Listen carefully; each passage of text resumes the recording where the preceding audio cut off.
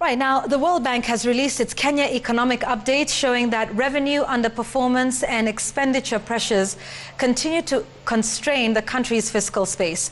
The bank has also cautioned that Kenya's debt position continues to deteriorate, putting the country at a high risk of default. The institution is now cautioning that a default on Kenya's debt obligations would be catastrophic for economic growth and poverty levels, as Jimmy Mbogo now tells us. Thomas from the Department of The World Bank now says that Kenya's debt level is increasingly concerning, with the classification of the country at high risk of default only serving to put more pressure on the national treasury. The government has to contend with a growth environment that has become more challenging, making it difficult to create jobs.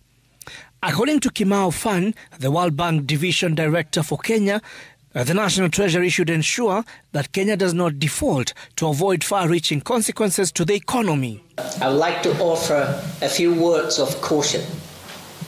Default will not be an easy solution to Kenya's problems. We have seen, in fact, default is not an effective solution for anybody. In fact, a recent paper presenting evidence from some 221 default episodes from 1815 to 2020 suggests that sovereign defaults on average reduce GDP per capita by some 8.5% within 3 years, raise poverty by 6% within 5 years, and worsen other outcomes. According to the Treasury Cabinet Secretary John Mbadi, to ensure Kenya does not default, Treasury has outlined what he termed as aggressive fiscal consolidation measures, which includes a 120 billion shillings expenditure cut in the 2025-2026 financial year, aimed at reducing fiscal deficit to below 5.3%.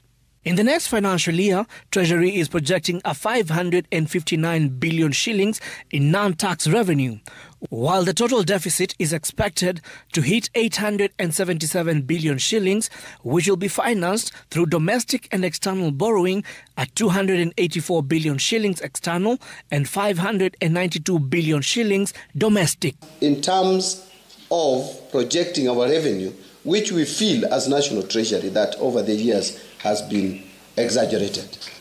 So I want to report here, Director, that we reduced our projected expenditure below what was in the budget policy statement. Actually, we had to cut our budget by about 120 billion.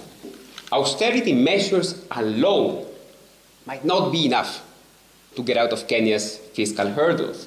Now, structural and government reforms are also needed, and of course, what we have seen is that if Kenya's fiscal performance is associated with this changing economic structure, there is something to do also about the economic structure overall.